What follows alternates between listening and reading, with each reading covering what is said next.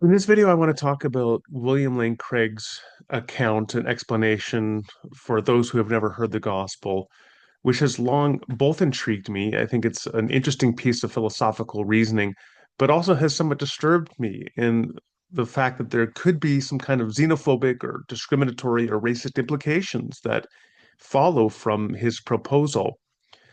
I want to begin, however, by talking about Christian exclusivism. So in John 14:6, Jesus said, I am the way, the truth, and the life. In Acts 4:12, Peter said, there is no other name under heaven by which you may be saved. And in Romans 10:9, Paul says, if you declare with your mouth Jesus is Lord and believe in your heart that God raised him from the dead, you will be saved. Now, passages like these appear to support a kind of Christian exclusivism, that salvation is possible through Jesus Christ alone. But then, what about those who have never heard about Jesus or had the opportunity to respond to a gospel presentation? Back in 1989, when I was still in high school, William Lane Craig published an essay on this topic in Faith and Philosophy, an academic journal, titled No Other Name, A Middle Knowledge Perspective on the Exclusivity of Salvation Through Christ. In the essay, Craig affirms that there may be people who respond favorably to general revelation, and they could be saved by Christ based on that response to general revelation. Paul alludes to such people in Romans 10:2. But Craig says such anonymous Christians are relatively rare.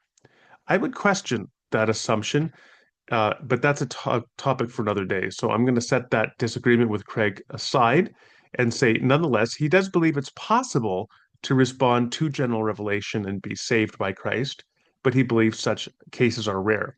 So this leaves us with the question: what about the millions of people who do never have a presentation of the gospel? What hope for them is there, given that they likely will not respond favorably to general revelation? And that's the philosophical question that Craig wants to address and to which he wants to provide an answer. In 1 Timothy 2:4, Paul says that God, quote, wants all people to be saved and to come to a knowledge of the truth. How can it be that God wants all people to be saved when there are vast numbers of people who never receive a gospel presentation, but who would have responded favorably to a gospel presentation? And here's the simple question: why hasn't God ensured the gospel presentation would be given to those who would respond favorably to it, but who do not respond adequately to general revelation? Why doesn't God give them a gospel presentation of Jesus by which they might be saved? Here's an illustration. So, a fire breaks out in the middle of the night in a hotel. A small number of guests staying in the hotel will smell the smoke in the middle of the night and be able to escape the hotel on their own. But most of the guests who are staying in the hotel will not wake up in time to save themselves. They will only be saved if they are roused from their sleep by a knock on the door. So the hotel manager starts knocking on people's doors. But here's the thing: the hotel manager knocks on some doors and not others. And the doors that he does not knock on, most of those people end up perishing in the fire. That would seem to be an indictment of the hotel manager. Why did he not knock on all the doors and rouse from sleep people who would otherwise die in the fire? That is something like the dilemma presented now to the Christian. If God or Jesus or the Holy Spirit could have knocked on the door of every person who would have responded favorably to the offer of salvation and for whom general revelation was not adequate, why did God not do so? Why does God leave them, as it were, to die in the fire? This is how Craig puts it in his essay. He says, why did God not supply special revelation to persons who, while rejecting the general revelation they do have, would have responded to the gospel of Christ if they had been sufficiently well informed concerning it? More fundamentally, why did God create this world when he knew that so many persons would not receive Christ and would therefore be lost. What if, no, so that's the dilemma. So now here's a response to the dilemma. What if the hotel manager, to go back to our case study or hypothetical analogy, what if the hotel manager knew in advance that the persons in some rooms would respond to the knock on the door and persons in other rooms would not respond to the knock on the door so that even that knock would not rouse them from sleep? And what if the manager then did not knock on the doors of people that the manager knew would not respond to the knock? So that the manager knocked on every door of a person who would, in fact, be thereby roused from sleep and saved. But he did not knock on the doors of people that he knew would not be roused from sleep. That is something like what Craig argues here in his essay with respect to God. Craig says that God has middle knowledge, knowledge of how creatures would react counterfactually in different situations. And based on that, God foreknows, or he knows in advance, how people would respond to an offer of salvation. And based on that, God only, God does not go to people or necessarily go to people who would not respond favorably. So that if there is a person who never receives an offer of salvation, they would not have responded favorably had they received that offer of salvation. Now, that's the gist of Craig's interesting argument. So it's based on middle knowledge, says that God would only, sends missionaries, as it were, or ensures that there's a gospel proclamation to those who would favorably respond to it. Here's a potential problem with this argument. Could Craig's middle knowledge account of salvation, his defense of God's actions, as it were, could that have potentially racist, discriminatory implications? I want to consider the possibility that it might. So let's talk first of all about uncontacted peoples. Now, these are indigenous groups who have had minimal or no contact with the outside world. By definition, such groups would be unreached because they've never had contact or presentation of the gospel. Here's one of these groups, a very well-known one. They are called the Sentinelese. They live in India on North Sentinel Island, and incredibly, estimates are that they've been uncontacted for over 50,000 years.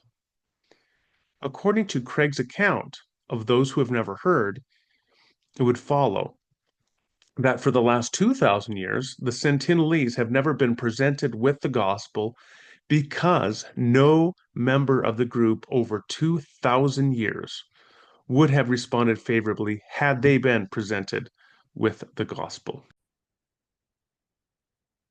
So if you were to ask, why didn't God ever send a missionary to the Sentinelese to ensure that they have a presentation of the gospel? The answer would be because they wouldn't have responded favorably had they received a missionary.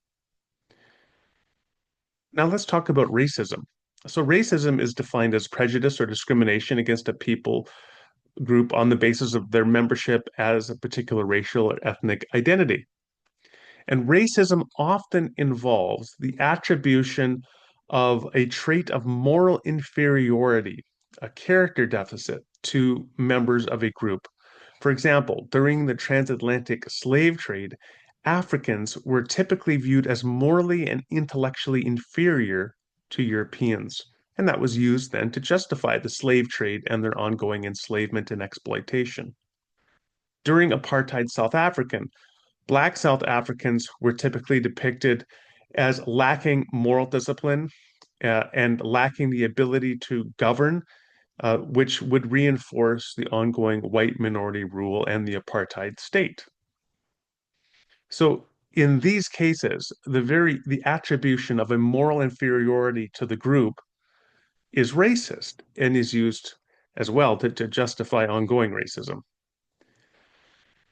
So it would seem next, I would submit that saying that a particular people group as an entire group would not respond favorably to a gospel presentation, that would constitute a moral flaw or character deficit in the group as a whole.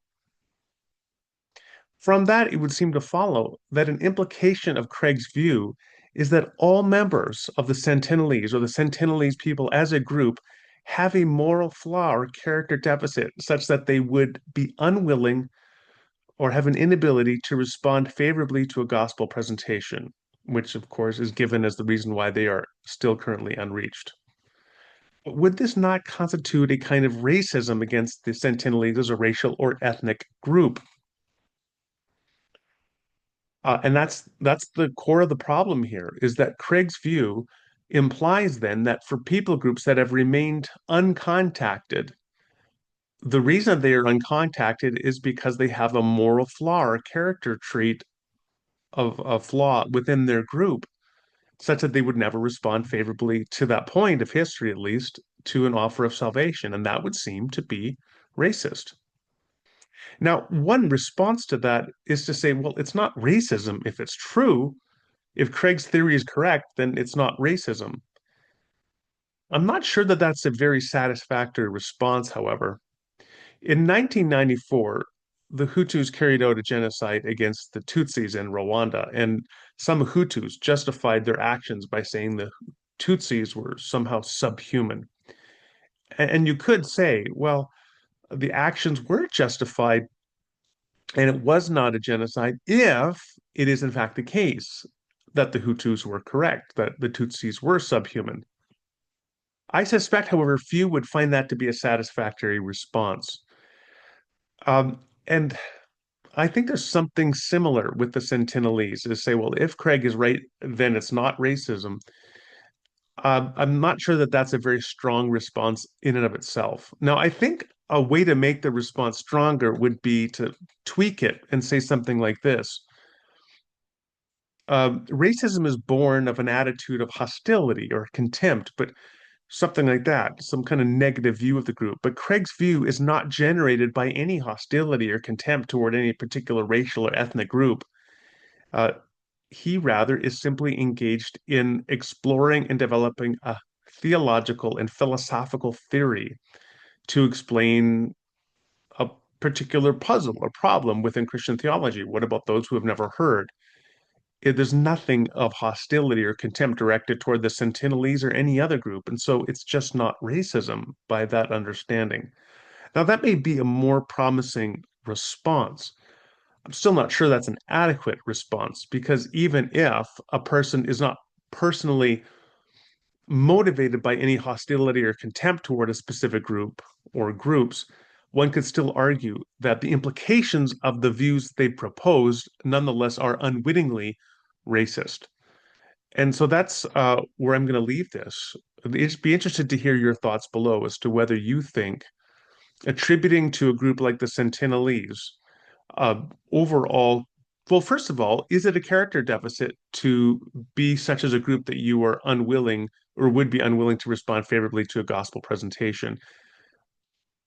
Then, if that is the attribution of a character deficit or an ethical or moral flaw, is it racist to attribute that to an entire group like the Sentinelese in the way that Craig's views would do?